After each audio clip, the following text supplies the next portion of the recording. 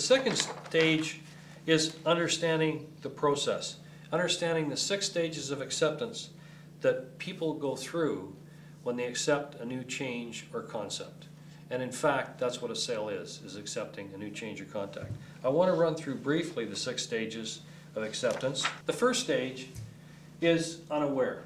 At this stage, the client is unaware they have a problem.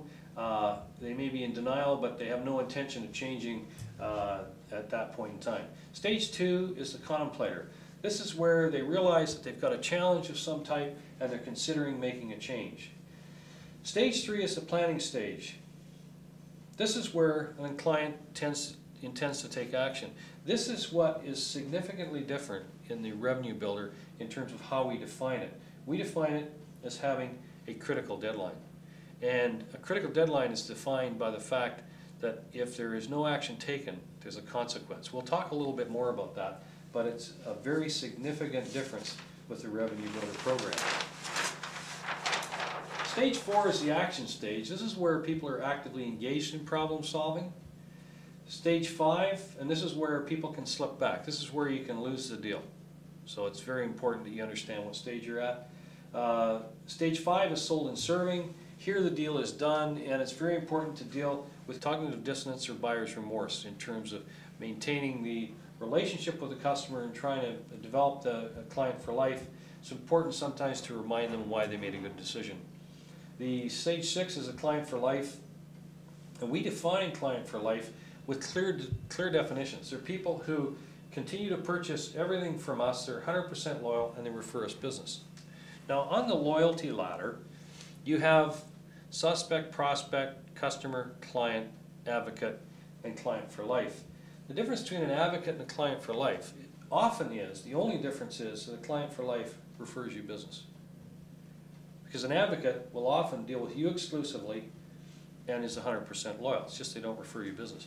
So if your sales staff understands the difference and has a goal to make people clients for life, they can then go to those advocates who they love dealing with anyway.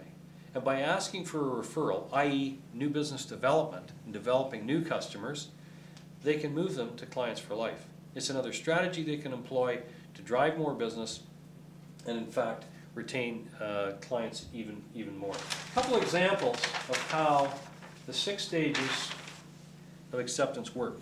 One in a long cycle, and I'm a perfect example of this. I was probably told about ATM machines by my bank manager a good 18 months before I used one. I was at that point, stage 1, unaware. I was not interested in looking at something new. So I continued to walk past the line into the bank, and I began to realize at some point, you know, I've been in this line for quite a while, and people are leaving the bank. They've already finished a long time ago. So I then decided to contemplate learning what the ATM was about, and once I became a contemplator, I very quickly moved actually to client for life. And I'm at the point now where I seldom go inside a bank. I might go in a couple times a year, and it's usually to do something like buying a traveler's check or maybe a safety deposit box. But for most transactions, I've changed completely to an ATM. But I went through those 6 stages as everyone does.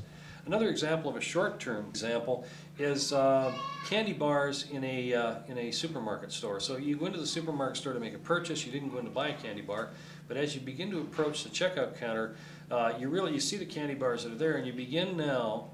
You go from unaware to contemplating and saying, you know, when am I going to have lunch today? I'm not sure what I'm going to eat next, so maybe I better consider making a purchase here to tide me over.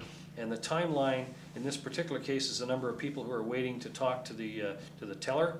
And at that point, when you take action is when you buy the bar. And if you are a client for life, you buy the same chocolate bar you buy all the time. If you're not, then you maybe try something new. But that is the 6 stages of acceptance. The reason it's so important for us to be able to define what stage of acceptance people are at is because we treat people differently at different stages of acceptance to inspire them through the stages. If we don't, we imperil the sale.